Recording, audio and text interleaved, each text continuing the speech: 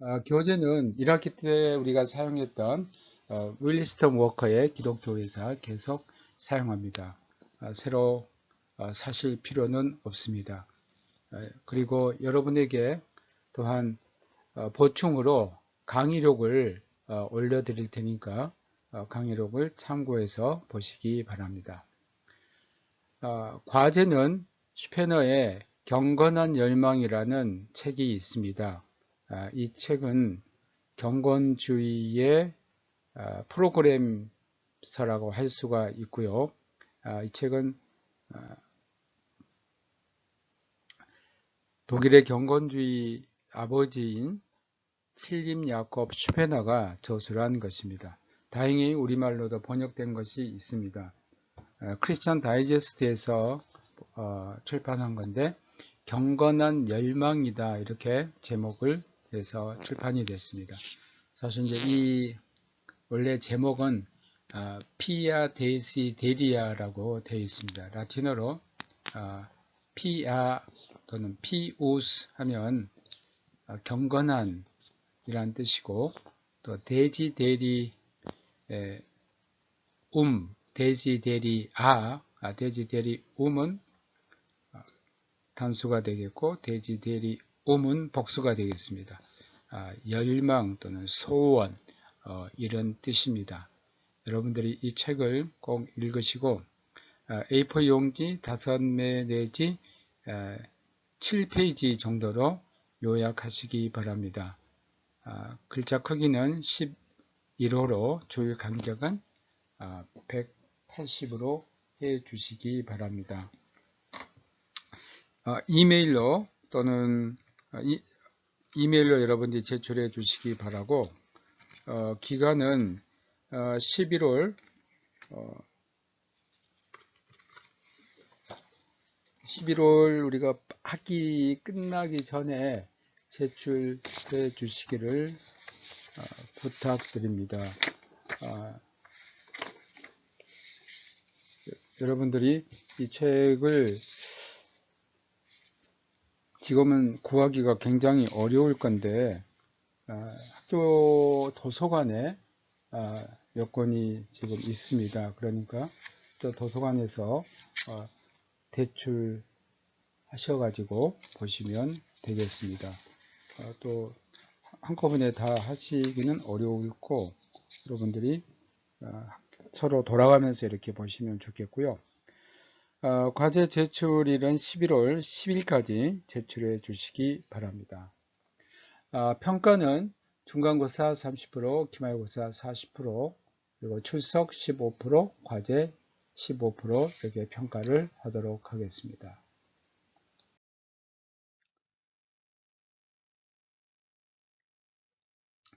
오늘부터 이제 수업을 바로 시작하도록 하겠습니다.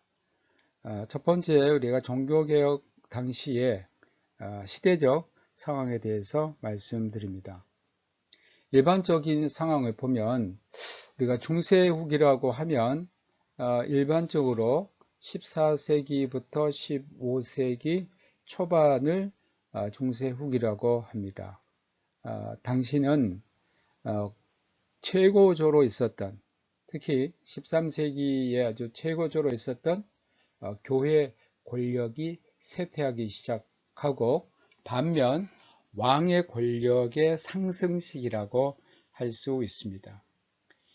이 교황 가운데 가장 강력한 교황, 역사에서 가장 강력한 교황이라면 교황 이노센트 3세를 들 수가 있습니다. 1198년부터 1216년까지 교황으로 있었는데 이때가 중세시대의 교황권의 절정기라고 할 수 있습니다. 이노센트가 했던 유명한 말이 있습니다. 교황은 태양이요, 황제는 달이다. 그리고 이 이노센트 3세는 지상에서 하나님께서 유일한 정권 대사로 보낸 사람이 바로 교황이라는 그 교황주의 이념에 매우 충실했었고 또한 황제와 세속의 그런 왕들은 이 교황의 봉신이다라고 주장을 했습니다. 이노센트 3세는 교황 그레고리 7세의 그러한 통일 기독교 세계의 이상을 실현시켰던 사람입니다. 교황권은 14세기에 들어서자 과거와 같은 권력 행사가 불가능해집니다. 몇 가지 이유를 들면 첫째는 프랑스, 영국, 그리고 스페인에서 민족을 기반으로 하는 중앙 집권적인 왕정이 형성이 됩니다. 여러분 이제 이 중세기 그 절정에 있어서 특히 교황권이 심혈을 기울였던 게 십자군 원정입니다. 그러나 이 십자군 원정이 패배하고 결국 교황청에서는 여기에 많은 자본을 들였고 또 이러한 십자군 원정을 통해서 여러 나라가 참여를 했는데 자기 각각의 그 나라의 어떤 민족을 기반으로 하는 왕권이 새로운 힘을 얻게 되는 기회가 바로 이 십자군 원정 이후부터라고 할 수 있습니다. 그래서 독일은 아니었지만 프랑스 그리고 영국, 스페인에서는 각각의 민족을 기반으로 하는 중앙 집권 체제의 왕정이 확립이 됩니다. 여기에서 이제 독일은 빠지게 됩니다. 왜냐하면 독일은 아직까지는 황제가 있다고 하나 황제는 하나의 대표성만을 가졌지 각 지방의 제후들의 세력이 막강했기 때문에 프랑스와 영국과는 다른 상황이었습니다. 이런 점에서 교황청이 볼 때는 가장 다루기 쉬운 나라가 독일이라고 할 수 있었고 독일 귀족들은 교황청이 계속 압력을 가하고 자기 나라의 많은 부를 로마로 가지고 간다라고 생각했고 거기에 대한 불만이 매우 폭증해 있었습니다. 이런 상황에서 독일에서 종교개혁이 성공적으로 이루어졌다라고도 우리 볼 수가 있습니다. 둘째는 중산계급 도시인들의 지식 또 재력과 정치적인 영향력이 향상되고 있습니다. 상승 가도를 달리고 있게 됩니다. 이들은 특히 중산계급이 가지고 있었던 재력, 이 재력을 기반으로 한 정치적인 영향력 향상은 이제 중산계급들이 정치의 영역에서 힘을 갖게 되는 기회가 됩니다. 셋째로 독일의 쇠퇴는 상대적으로 프랑스에게 세력을 주게 되어 프랑스에서는 왕권이 빠르게 신장이 되었습니다.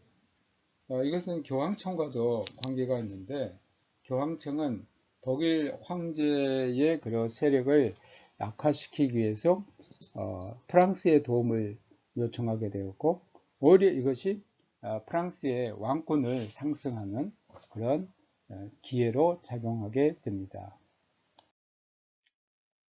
종교 상황을 보면 사실 이 시대는 당시의 시대상과는 달리 기독교 역사에서 가장 종교적인 시대라고 할 수 있습니다.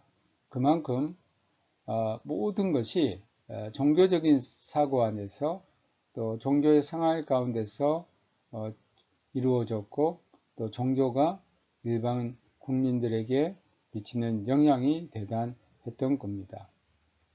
그렇기 때문에 또한 종교개혁도 가능할 수 있었습니다. 지금은 은퇴하셨습니다만 독일 괴팅겐 대학교 교회사 교수인 베안트 멜러는 중세를 가리켜 이렇게 표현했습니다. 교회화의 절정의 시대다. Das Zeitalter der höchsten Steigerung der Kirchlichkeit라고 표현을 했습니다. 그만큼 교회가 종교 일반 삶의 중심이 되었다라고 할 수 있습니다. 특히 이 시대의 특징은 심화된 경건이라고 할 수 있습니다. 경건한 삶의 중심점은 영혼의 영원한 구원에 관한 질문에 기착되어 있었습니다. 여러분, 이렇게 보면 어떻게 보면 이 중세라는 시대가 오늘과 비교해 보면 굉장히 종교적인 시대예요. 또 하나는 경건한 시대라고 할 수 있었습니다. 왜냐하면 일반 시민들의 그런 인생의 궁극적인 목적이 뭐였는가? 그것은 어떻게 하면 영혼이 영원한 구원에 도달할 수 있는가? 어떻게 해야 구원에 참여할 수 있는가? 이에 숭고하고 또 종교적인 그러한 질문이었습니다. 여기 교회는 오직 교회와 교회 성례전들을 통해 제공되어지는 그 안에서 찾을 수 있으며 발견할 수 있었던 겁니다. 그러니까 구원을 받기 위해서는 교회에 의존해야 되고 또 교회에서 베푸는 그러한 성례전에 되도록이면 많이 참여해서 거기에 대한 인간이 종교적인 선행에 공로를 쌓아서 결국은 구원에 이를 수 있다라고 중세인들은 생각했는데 당시 또 교회가 그렇게 가르쳤다는 겁니다. 교회 생활의 중심은 미사와 고해 성사였습니다. 미사에는 그리스도께서 현존하고 계십니다. 아까 등장했던 인물 가운데 이노센트 3세 교황이 있습니다. 이노센트 3세가 이루었던 업적 가운데 아주 중요한 업적이 종교적인 업적이 뭐냐면 1215년 제4차 라테란 공의에서 성만찬에 있어서 화채론을 정식 교리로 인정을 하게 됩니다.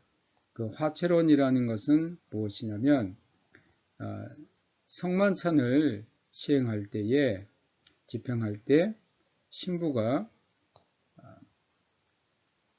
강복을 하는 순간, 그러니까 떡을 가지고 이것은 그리스도의 몸이다 라고 선언하는 순간 그 떡은 더 이상 우리 인간이 만들어 놓은 떡이 아니고 그리스도의 몸으로 변한다는 그 본질의 변화를 주장을 했고 그게 가톨릭의 정식 교리로 천명이 됩니다.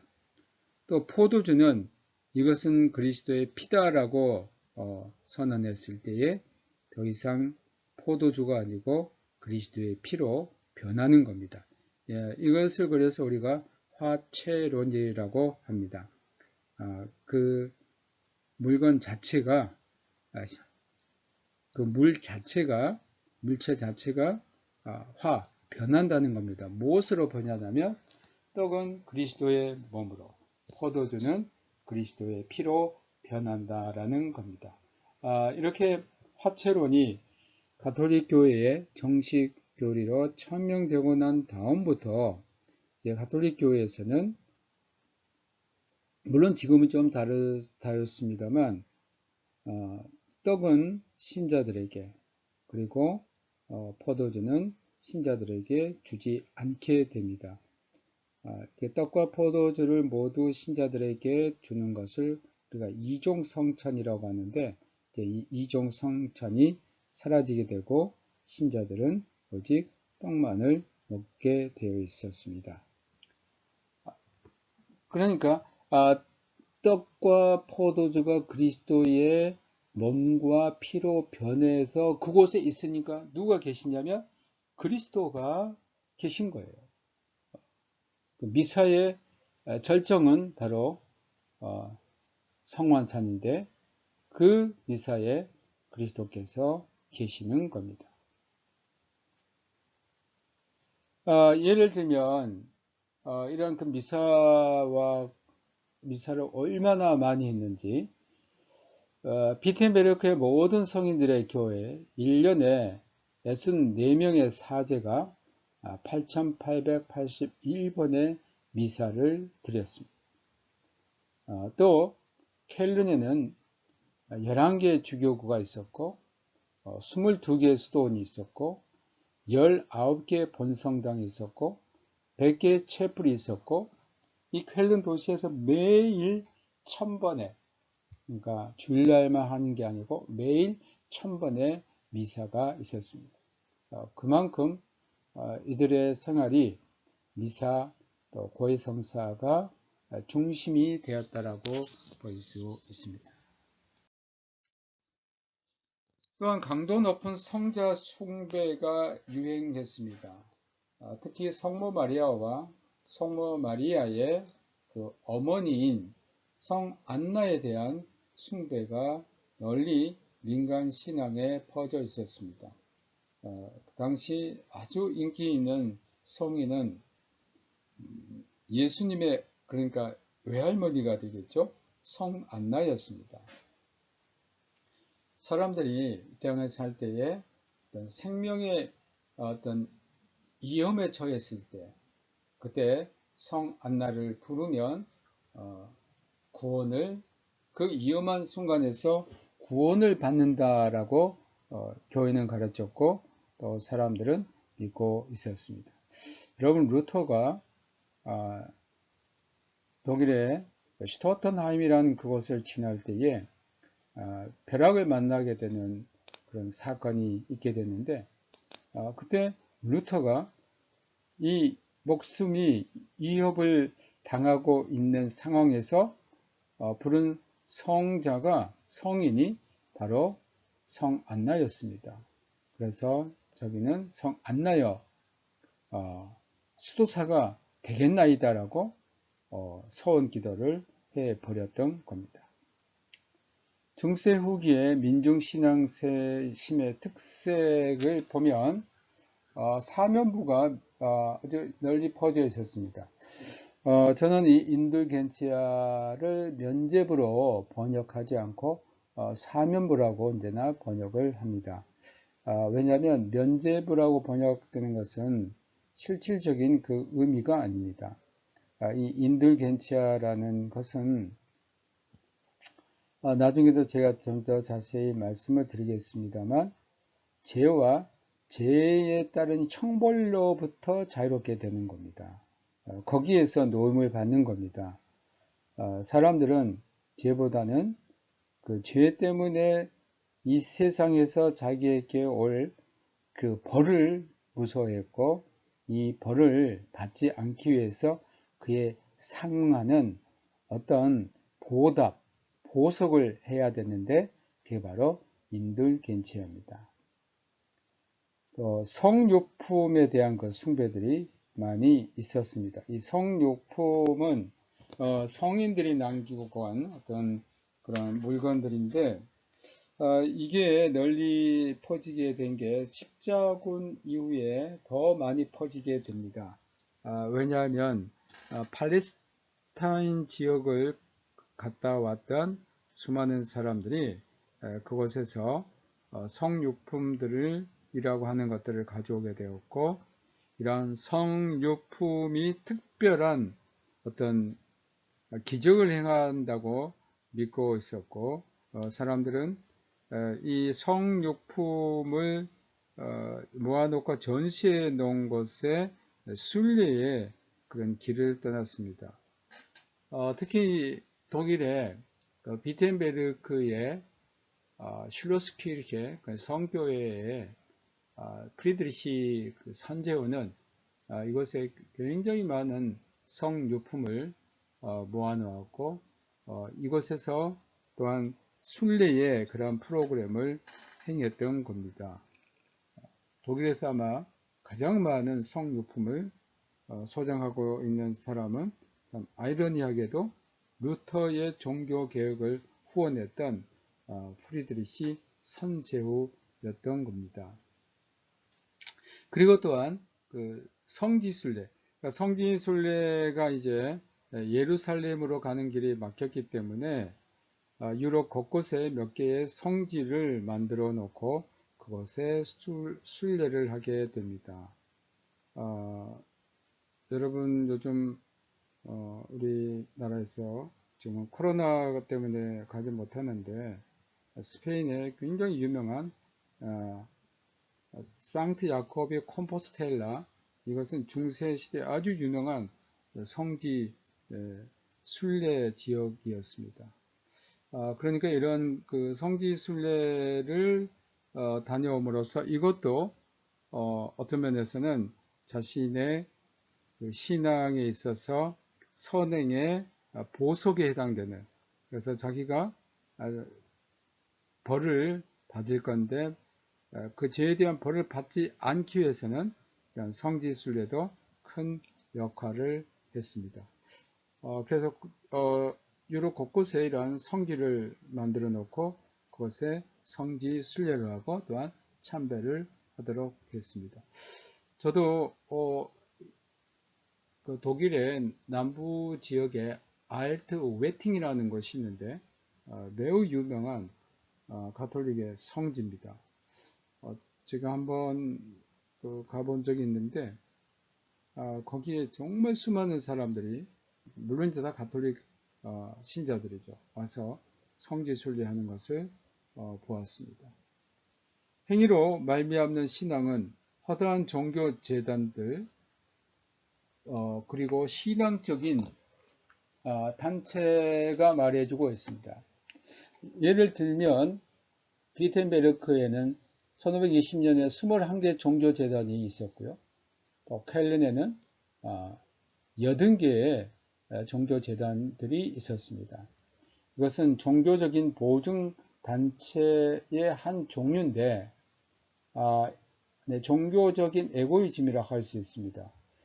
이 재단에 속해 있는 사람들에게는 서로 정해진 기도를 횟수를 정해놓고 또 미사 참석 횟수를 의무화하는, 그래서 매우 종교적인 그런 재단들이라고 할 수 있겠습니다.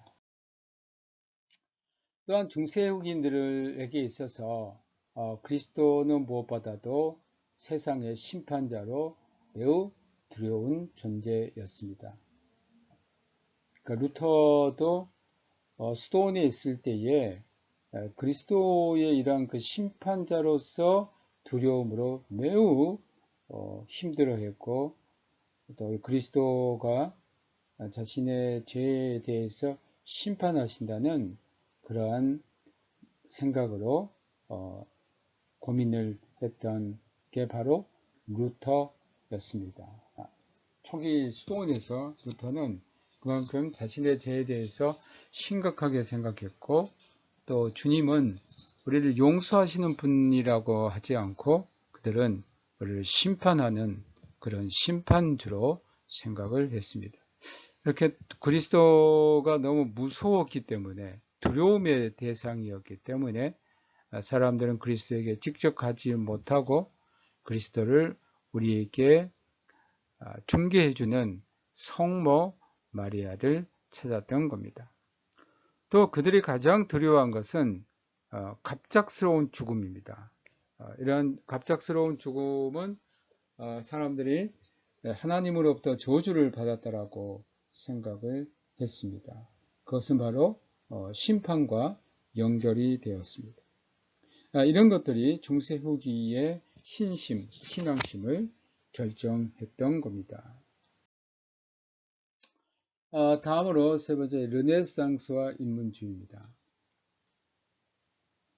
예술적인 분야에서는 르네상스가 일어났고, 학문적인 분야에서 휴머니즘, 인문주의가 이때 일어났습니다. 독일의 역사학자 야콥 부르크하르트는 르네상스를 뭐라고 했냐면 인간에 대한 새로운 발견의 시대다라고 했습니다. 이 발견은 서구인들 사이의 자율적인 삶의 감정의 성숙에서 존재하게 됩니다. 이 자율이라는 것은 스스로의 법에 얽매이는 것인데, 인간은 이제 자신의 삶에 대한 법이 자신 밖에 있는 것이 아닌 것을 발견했습니다. 그러니까 그 이전에는 이 교회가 모든 인간의 삶을 통제하고 주장을 했는데 이제 시대가 바뀌고 인간이 나를 통제하는 것은 내 자신 밖에 있는 것이 아니고 바로 내 안에 있구나. 그래서 그 법을 스스로 짊어지게 됩니다. 중세인은 자신 밖에 있는 법에 매여 있었고 또 권력에 의존되어 있었습니다. 특히 교회, 또 세상의 통치, 권력, 여기에 자신들이 자유할 수 없는 그런 법에 매여 있었다라고 할 수 있고, 그래서 구원을 받기 위해서는 자기 스스로 어떤 것을 생각하지 않았고 교회에서 하라는 것을 그냥 하면 되는 거예요. 굉장히 타율적인 행동, 타율적인 사고를 했던 겁니다. 자율은 인간 개성을 발견하게 해주었고 학문에 있어서도 비판적인 정신을 깨워주었습니다. 예를 들면 역사학자인 라우렌치우스 발라는 1440년 중세시대에 등장했던 콘스탄틴의 증여 도나치오 콘스탄틴이라는 그 문서가 위조임을 밝혀냈습니다. 이 콘스탄틴의 증여라는 것은 로마 제국 황제인 콘스탄틴이 교회 전원과 권리뿐만 아니라 전 서로마 제국을 수도를 로마에서 콘스탄티노플로 옮기면서 로마의 대주교에게 임했다는 내용을 담고 있습니다. 이건 사실 이제 위조한 문서인데, 교황청에서 물론 위조한 문서인데, 이 문서로 교황의 세속권이 형성이 됩니다. 또 르네상스에서 새로운 정신과 기독교와 일치가 시도됩니다. 여러분 1453년에 동로마 제국, 비잔틴 제국이 멸망을 합니다. 이때 비잔틴 제국의 수많은 그리스 학자들이 이탈리아로 피난을 했고 그들은 값진 보화인 그들의 언어인 헬라어를 함께 가지고 왔습니다. 그래 이탈리아의 플로렌스에 있는 철학 아카데미에서 마르실리오 피치노는 플라톤의 글들을 번역하고 바울과 비교하는 작업을 했습니다. 또 피코 델라 미란돌라는 기독교적인 플라톤주의를 제시했습니다. 그리고 예술 분야에서 정신적이고 예술적인 창작물들은 더 이상 직접 교회를 섬기는 것으로 존재하지 않았습니다. 그러니까 그 이전에는 이 예술이라는 것 자체가 교회를 섬기는 것이었는데 이제는 교회를 섬기는 것에서 해방이 되는 겁니다. 한편으로 네덜란드, 독일, 프랑스 그리고 영국에는 15세기 후반에 인문주의 운동이 일어납니다. 인문주의의 목적은 초대 기독교의 성서와 삶 그리고 신앙에 근거한 단순한 기독교의 경건으로 다시 돌아가는 데 있었습니다. 그러니까 인문주의에서 특히 이제 강조했던 것이 기독교의 그 성서, 특히 고전어 성서였습니다. 이러한 처음에 그 근원으로 돌아가는 그런 운동으로 인문주의의 학자들이 치중을 했고 또 상당히 많은 인문주의 학자들은 고전어의 히브리어나 히브리어나 그리스어의 대가이기도 했습니다. 또 교육과 이웃사랑의 실천을 통하여 교회의 비판과 개혁이 얘기가 되었습니다. 그러니까 인문주의자들에 의해서 교회에 대한 비판이 이제 등장하게 됩니다. 사실 에라스무스가 루터와 1525년에 자유의지 논쟁으로 신학적 논쟁을 합니다만 그 이전에는 가톨릭 교회를 매우 비판적인 인문주의 학자였습니다. 인문주의는 고대와 성서에 대한 학문적이고 언어학에 특별한 관심을 가졌습니다.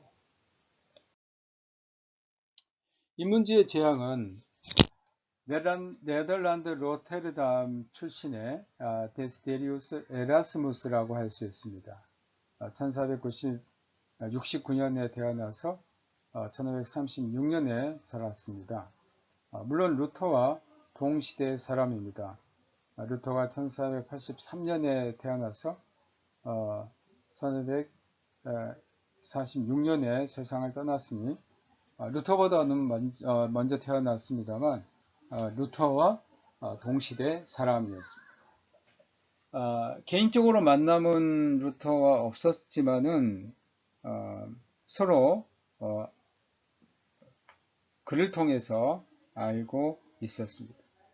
에라스무스는 자기 시대의 교회를 원래 초대 기독교의 단순한 신앙으로 다시 되돌려 놓으려고 했습니다. 그는 교회 상태 그리고 당시 스콜라 신학에 대하여 날카롭게 비판을 했습니다. 이러한 그의 교회에 대한 비판으로 인해서 가톨릭 교회에서는 루터의 그런 교회 비판의 글이 사실은 루터가 쓴 것이 아니고 에라스무스가 루터라는 사람의 이름을 도용해서 쓴다라고 많이 오해를 했던 겁니다. 그러나 그것은 오해일 뿐이고 사실은 아닙니다. 이러한 그 가톨릭의 오해를 종식시키기 위해서 에라스무스가 루터를 향해서 펜을 드는데 루터를 공격하는 펜이 바로 자유의지에 관한 논문이었습니다. 이건 사실 루터 신학의 아주 전곡을 찌르는 그러한 비판이었습니다만 루터는 1525년에 노예의지에 관한 논문으로 맞서게 됩니다. 그의 삶의 이상은 기독교적인 인간이었습니다. 그래서 1516년 그리스어 신약 성서를 발간합니다. 당시 에라스무스는 그리스에 아주 탁월한 실력을 지니고 있었고 이것을 이제 바탕으로 해가지고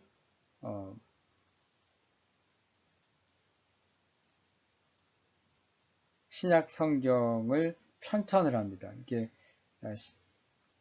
헬라어로 된 그리스어로 된 신약 성서를 편찬하게 되는데 그게 바로 1516년에 초판을 찍어서 나온 에라스무스가 편집한 그리스어 신약 성서입니다. 이것은 초기 루터의 신학과 종교개혁 신학의 중요한 전제가 되는데 왜 이러냐면 이 1516년 판이 초판이고 두 번째 판이 1519년에 출판이 됐는데 에라스무스가 번역한 이 그리스어 성서 번역한 것이 아니고 편찬한 죄송합니다. 에라스무스가 편찬했던 이 그리스어 성서 1519년 판을 가지고 루터가 1521년 5월부터 1522년 3월 1일까지 바르트부르크 성에 응거하고 피신했을 때에 신약 성서를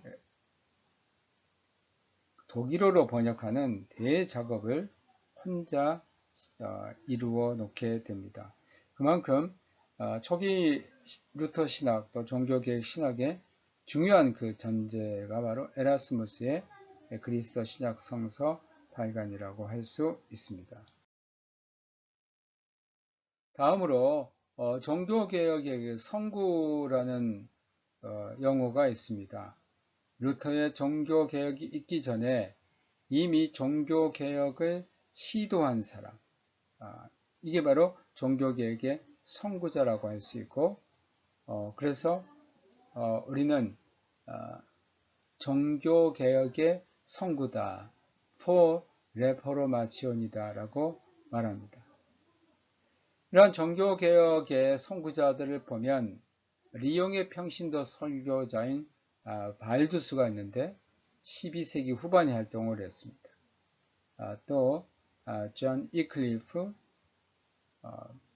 영국인으로 1328년부터 1384년까지 생존해 있었고, 또 얀 후스, 대략 1370년에 태어나서 1415년 컨스탄스 공의에서 화형을 당합니다. 또 사우나롤라 1452년부터 1498년까지 살았던 인물입니다.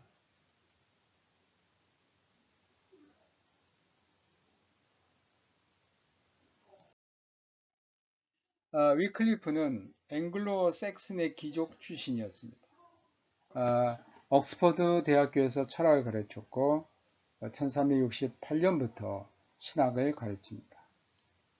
그는 성서의 근거에서 교황을 비판했는데, 교황의 교회가 이 율법에 위배가 된다면 이 교회는 적그리스도가 다스리는 교회라고 아주 과감하고 용감하게 이야기를 했습니다. 또 당시에는 금지가 된 자국어로 성경 번역이 금지가 됐었는데, 이 불가타 성경, 라틴어로 된 이 불가타 성경을 영어로 번역했습니다.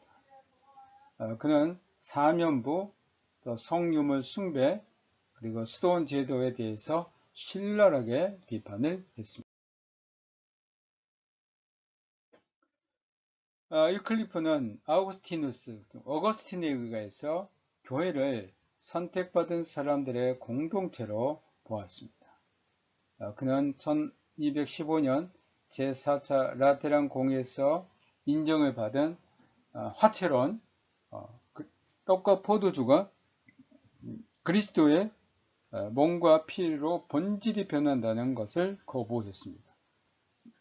그는 성찬을 상징적으로 이해했습니다. 즉, 상징적으로 이해했다는 것은 성찬에 쓰여지는 떡은 그리스도의 몸을 상징하고 성찬에 쓰여진 포도주는 그리스도의 피를 상징한다는 겁니다.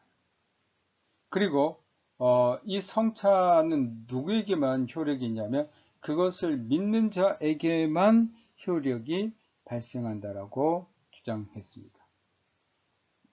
위클리프는 1477년 런던 주교로부터 고소를 당했으나 무정한 귀족들이 그를 보호해 주었고, 그레고리 11세로부터 정죄를 계속 받았으나 귀족과 영국 시민들이 위클리프를 보호해 주었습니다. 위클리프의 사상이 영국에서 박해를 받고 있을 때 이 사상은 보헤미아에서 터전을 잡습니다. 그러니까 이 위클리프 사상이 영국에서 완전히 사라진 것이 아닙니다. 그러나 이 위클리프 사상이 이제 널리 퍼지게 된 곳이 있었는데, 그것이 바로 오늘날의 그 체코입니다. 우리가 보헤미아라고 하는데, 이 보헤미아는 체코의 한 그 지역 이름이 바로 보헤미아입니다. 이 위클리프 사상이 이제 영국에도 이제 사실 이제 있었는데, 이 위클리프 사상을 계속 유지했던 그 사람들을 롤라드라고 합니다. 그 롤라드로서 위클리프의 사상이 영국에 남아 있었고요.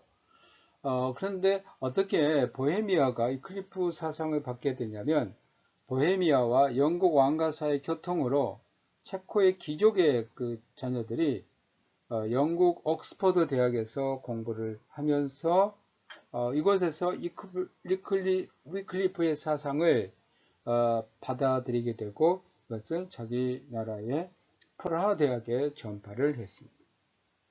이때 프라하의 사제로, 그리고 프라하 대학의 교수로 후스가 중심 인물이었습니다.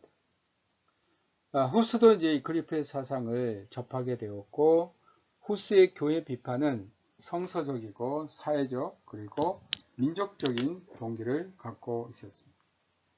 그런데 후스는 위클리프와는 달리 성만찬에 있어서 화채론을 받아들였습니다. 후스가 이제 특히 프라하에서 주장했던 것, 체코에서 주장했던 게 무엇인가면 이종성찬, 강력하게 주장했습니다. 떡과 포도주 모두 평신도들에게 줘야 된다. 왜냐하면 성경에 분명히 떡과 포도주를 모든 사람들이 다 받았기 때문에 성직자들만 떡과 포도주 2개를 다 받아들인 게 아니고, 또 평신도들에게는 포도주를 제외시켰는데 그것은 잘못됐다. 이렇게 주장을 했던 겁니다. 후스를 둘러싼 논쟁들은 1403년 프라하 대학교에서 시작했습니다. 프라하 대학교에서 다수의 독일인들의 위클리프의 45개의 교리들을 금지시켰고, 1409년의 논쟁은 이 대학교에 있는 독일인들과 체코인들, 그리고 후스와 대주교 사이를 갈라 놓았습니다. 1410년부터 교황 알렉산더 5세는 후스의 추종자들에 대해서 단호한 태도를 취했습니다. 그리고 후스가 쓴 책들을 다 태워버리고 후스에게 설교를 금지시켰습니다. 그리고 이제 후스는 감옥에 갇히게 되는 그런 몸이 됐는데, 이때 독일왕 지그문트는 후스에게 콘스탄스 공의회에 참석해서 자신을 변호할 기회를 줍니다. 이것은 왕이 그만큼 신변을 보호한다고 했기 때문에 후스는 종교 재판을 받으리라고 생각은 않고 자기의 그러한 성서 중심의 사상을 사람들에게 발표할 기회라고 생각했습니다. 그러나 콘스탄츠 여아본이 상황이 굉장히 안 좋았습니다. 그것에 보니까 저기가 바로 이단으로서 신문을 받아야 됐고, 또 신변을 보호해 주겠다는 지그문트는 자신에게 불리하니까 후스를 또한 돌보아주지 않았습니다. 결국 그곳에서 1415년에 이단 선고를 받고 화형을 당합니다. 또 페트루스 발두스와 회계 설교자 지롤라모 사보나롤라는 종교개혁 전야의 개척자들인데 이들의 사상은 아직 로마 가톨릭에서 벗어나지 못했습니다.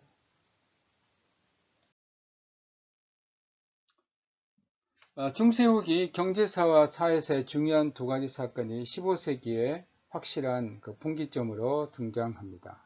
하나는 대략 1450년경 동일인 요하네스 구텐베르크가 금속활자를 발명하게 되고, 또 하나는 15세기 말 1492년에 콜럼버스가 신대륙과 대양을 발견합니다. 특히 이 금속활자의 발명은 그 이전에 상상할 수 없을 만큼 사상의 확신을 가능하게 했습니다. 이것은 지식의 대중화를 이루는데 굉장히 큰 역할을 했습니다. 왜냐하면 금속 활자가 나오게 됨으로써 책이 대량으로 생산할 수 있는, 더 빠른 시일 내에 생산할 수 있는, 그리고 이전의 가격과 비교할 때 굉장히 저렴한 가격으로 책을 구할 수 있는 기회가 생겼던 것입니다. 그럼 그 이전에는 대부분 많은 사람들이 책을 구하는데 어려움을 느꼈고, 또 책들은 거의 수도사들이 필사를 한 것들이 대부분이어서 또 가격도 비쌌고, 그만큼 대중들은 책을 구하기 어려웠습니다. 그러나 이 금속 활자의 발명으로 책을 대량으로 생산함으로써 많은 사람들이 지식을 얻게 되었고, 이러한 지식을 얻게 됨으로써 이제까지 몰랐던, 그리고 어떻게 보면 지식 있는 소수 엘리트에 의해서 지배를 받았던 그 사회가 이제는 지식이 확산이 됨으로써 지식을 소수 엘리트만 가지고 있는 것이 아니고 일반 대중들도 가질 수 있는 것으로 되었습니다. 또한 이제 금속활자 이 발명이 루터의 종교개혁에도 큰 역할을 합니다. 루터의 종교개혁의 그런 글들은 금속활자에 의해서 빠르게 출판이 되고, 특별히 그 유인물들, 전단지들, 이런 것들이 매우 빨리 전파되므로 일반 대중에게 종교개혁의 사상, 또 루터의 사상을 전달할 수 있는 기회를 제공했던 겁니다. 이러한 새로운 발명품을 통해서 아무런 통제를 받지 않고 지속적이고 또한 정확하게 그리고 대량으로 지식이 전달됩니다. 이것은 정신적 혁명의 발현이라고 할 수가 있습니다. 어떻게 보면 오늘의 정보통신의 발달과 특히 이제 인터넷으로 비교할 수가 있습니다. 이 금속활자의 발명으로 지식의 대중화가 이루어졌다고 한다면, 이 인터넷의 발명으로 이루어진 것이 정보의 대중화입니다. 요즘은 이제 정보가 너무 정보 홍수 시대에 살고 있고, 또 요즘의 정보는 거짓 정보도 굉장히 많습니다만, 그럼에도 불구하고 과거에는 소수의 엘리트들이 가질 수 있었던 그런 정보를 대중들이 가질 수 있는 그런 시대에 완전한 그 변혁이 일어나는 그런 계기가 되었던 겁니다. 종교개혁자들의 사상이 특히 이 금속활자의 발명으로 전 유럽에 급속히 퍼지게 됩니다. 이 유럽의 루터의 글들이 퍼지게 되는 걸 보면 독일뿐만 아니라 국경을 넘어서 심지어 동유럽까지도 루터의 사상이 급속하게 빠른 시일 내에 퍼지게 됩니다.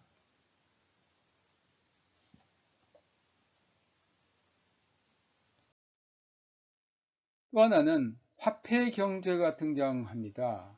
이 변화는 시민 계급의 경제와 신앙생활에 영향을 끼칩니다. 사실 교황청은 이 화폐 경제에 어떤 찬성은 하지 않았지만 실질적으로 교황청도 이 화폐를 사용하고 있었습니다. 그러니까 그 이전에는 주로 이 자연경제, 물물 교환의 그 시대에서 이제는 화폐 경제가 등장하게 되고, 새로운 초기 자본주의적인 정신은 표준적 가치 요인으로 교환 가치 이용과 목적의 사상이 나타나게 됩니다. 이렇게 됨으로써 유럽의 초기 자본주의 그러한 형태가 등장하게 되었습니다. 오늘 여기까지 이제 마치고요. 다음 시간에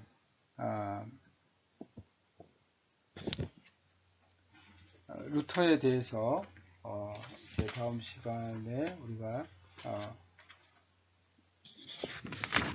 공부를 하도록 하겠습니다.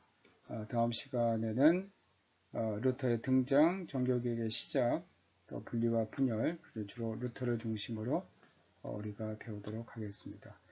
여러분 수고 많았습니다. 다음 시간까지 안녕히 계시기 바랍니다. 감사합니다.